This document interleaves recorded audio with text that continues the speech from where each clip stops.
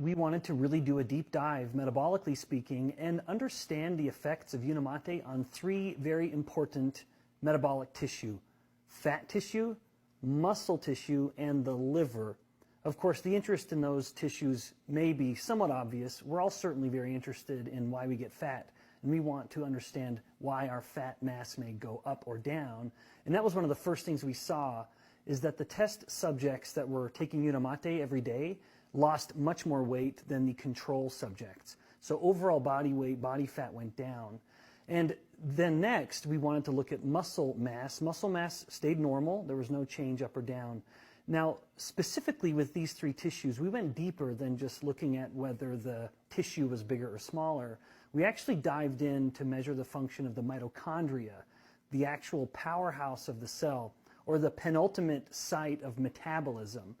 Of course, fat tissue is a living, breathing tissue and has its own metabolic rate.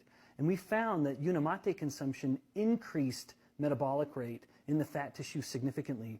But it even went a little further. It was a little more interesting, where it was spending more energy, but it was wasting the energy. In other words, the fat cells were actually burning through fat just to create heat. And biochemically, that's kind of a wasteful process, but metabolically, it ends up being something that's very good and likely contributed to the enhanced weight loss in the Unamate group. With muscle, we found that the muscle was actually more frugal with how it used energy, that it was actually more efficient. That's another way to explain it. That for every bit of energy that the muscle was burning, it was able to create more work energy for the muscle. So the fat tissue got less efficient, which is a good way to lose weight. The muscle tissue actually got more efficient, which is a good way for muscles to work a little better. And then third and final, we looked at the liver.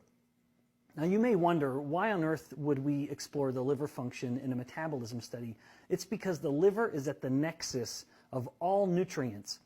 To say that another way, the liver is dealing with blood sugar, it's dealing with fat, it's dealing with ketones, it's dealing with lactate. The liver is the ultimate soccer mom when it comes to nutrient metabolism.